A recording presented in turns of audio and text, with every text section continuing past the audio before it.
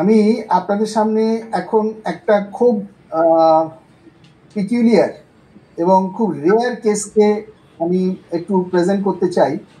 এই যে বাচ্চাটি আপনারা দেখতে পাচ্ছেন আমার সামনে বসে আছে, বাচ্চাটি একটি অদ্ভুত রোগে ভুগছে।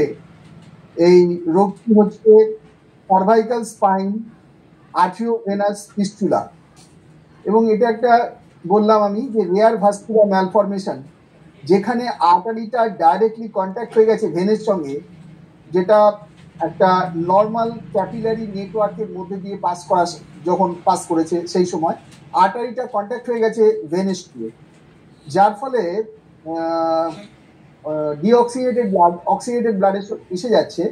এবং এটা যেহেতু সার্ভাইকাল স্পাইনে রয়েছে, সেজন্যে এটা যে জায়গাটাকে এফেক্ট করছে এটা হচ্ছে স্পাইনাল কর্ডকে, এবং স্পাইনাল কর্ডে এখানে মায়োলোপ্যাথি করছে, এবং নার্ভকে, যেহেতু স্পাইনাল কর্ড থেকে নার্ভগুলো বেরিয়েছে, সেই নার্ভের ড্যামেজ করছে। এবং শুধুমাত্র তাই নয়, পোটেনশিয়ালি এটা ব্রেনে চলে যাচ্ছে, ব্রেনে চলে গিয়েছিল, গিয়ে সাব অ্যারাকনয়েড হেমারেজ তৈরি করার পর এই হেমারেজটার জন্যে দেখা গেছে তার একটা স্ট্রোক হয়েছিল, স্ট্রোক হয়ে সাব অ্যারাকনয়েড হেমারেজ হয়ে গেছিল, এবং তার ফলে তার মধ্যে একটা প্যারালিসিস ডেভেলপ করেছে। ওর মাত্র 8 বছর বয়সে এই প্যারালিসিসটা হয়ে গেছে, যেটা খুব rare and peculiar.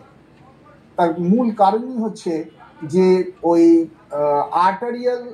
Arterial blood venous ব্লাডের সঙ্গে বা ভেনাস ব্লাড আর্টারিয়াল ব্লাডের সঙ্গে একটা ভাস্কুলার নেটওয়ার্কের মধ্যে এটা কন্ট্যাক্ট হয়ে গেছে। এবং এই ধরনের কেস খুব রেয়ার কেস। এটা নিউরো সায়েন্সেও দেখানো হয়েছিল। নিউরো সায়েন্সে দেখানোর পর তারা এটাকে প্রথমে এটা প্রপারলি তারা ডায়াগনোসিসটা ব্যাপারেও তারা যথেষ্ট সন্দেহ প্রকাশ করেছেন। যাই হোক, এটা ফ্যাক্ট যে ও কিন্তু হাঁটতে পারছে না, ও কিন্তু দাঁড়াতে পারছে না, এবং ওর বডি স্ট্রাকচারটা কেমন হচ্ছে আমি আমার ওখানে যারা আমার অ্যাসিস্ট্যান্টরা আছে তাদেরকে বলবো ওকে একটু দাঁড় করানো হোক যে এক্স্যাক্টলি ওর কন্ডিশনটা কিভাবে হচ্ছে, একটু দাঁড় করা হোক। এবং পাটা দেখবেন যে আপনারা ভালো করে লক্ষ্য করলে ওই দেখুন হাতগুলো বাঁকা অবস্থায় আছে একদম এলবো জয়েন্ট থেকে। পাটা যদি দেখেন, পাটা দেখানো হোক, পাটা যদি দেখেন সেখানটাও কিন্তু পাগুলো বাঁকা হয়ে আছে হাঁটু থেকে, এবং একটা পা থেকে সরে গেছে, যে পুরোপুরি পায়ে ভর দিয়ে দাঁড়াতে পারছে না এরকম। আচ্ছা ঠিক আছে, এবার ওকে বসিয়ে দিই। এবং হিস্ট্রি নিয়ে দেখছিলাম ওর মাইলস্টোনও ডিলেড আছে। এছাড়াও আমরা দেখছিলাম যে যেহেতু এখানে স্পাইনাল কর্ড এবং ফাংশনের গন্ডগোল হয়েছে এবং একটা স্ট্রোকের হিস্ট্রি আছে, এবং সেই স্ট্রোকটা হয়েছে একটা রিমোট স্ট্রোক, মানে বহুদিন আগে যার কজটা রয়েছে।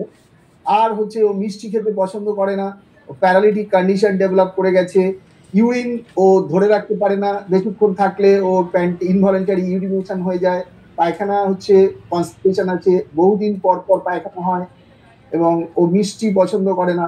এছাড়াও ও খুব মায়ের ওপরে খুব সিম্প্যাথেটিক, বাবা মাকে বকলে ও মাকে বলে যে তুমি চোখে আছো। এবং সব দেখে আমরা এই মুহূর্তে আপাতত যা সিমটম পেলাম সেটা ক্লোজলি সিমিলার টু কস্টিকাম। আমরা ওকে আজকে কস্টিকাম 0/1 এবং 0/2 দিচ্ছি।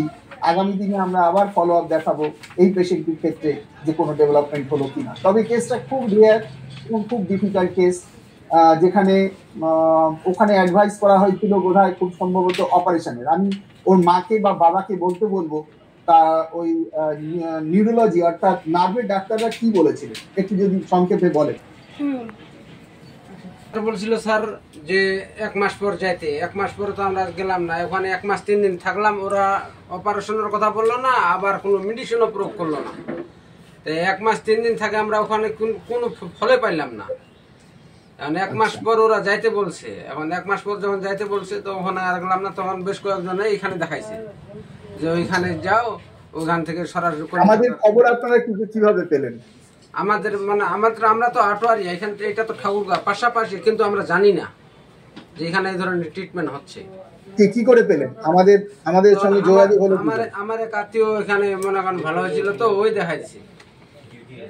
আচ্ছা, কোনো পেশেন্ট আপনার কাছাকাছি কোনো পেশেন্ট ভালো হয়েছিল? হয়েছিল, আমার আত্মীয় একজন হয়েছিল, তো গলার আমার খালা হয়েছিল, খালার তো ভাই। আচ্ছা, শুনে আপনি আমাদের কাছে চলে এলেন। চলে এলাম। কিন্তু এই বাচ্চাটার যা ফিউচার আছে, তো সুতরাং আগামী দিনে আমাদের ভাবতে হবে। আপনি ঠিকই করেছেন। দেখা যাক আগামী দিনে আমরা এর চিকিৎসা বেশ খানিকটা এগিয়ে নিয়ে গিয়ে আমি বলতে পারবো যে এর এক্স্যাক্টলি আমরা আপনাকে অ্যাডভাইস করতে পারবো বা সাজেশন দিতে পারবো যে এক্স্যাক্টলি কি করতে হবে। দেখা যাক, আমরা ওষুধ আজকে দিলাম, আপনি যেহেতু আমাদের কাছে এসেছেন, হোমিওপ্যাথির উপরে আস্থা রেখে এসেছেন, এবং আপনি আমাদের এই রোগটা, এই ধরনের রেয়ার ডিজিজকে আগামী দিনে যে ডাক্তাররা আছেন এবং তাদেরকে তাদের সামনে উপস্থাপন করার জন্য, এটা হোমিওপ্যাথির উন্নতির জন্য আপনারা যেটা সাহায্য করলেন, এরকম স্টেটমেন্ট দিয়ে, এই জন্য আপনাদের ধন্যবাদ।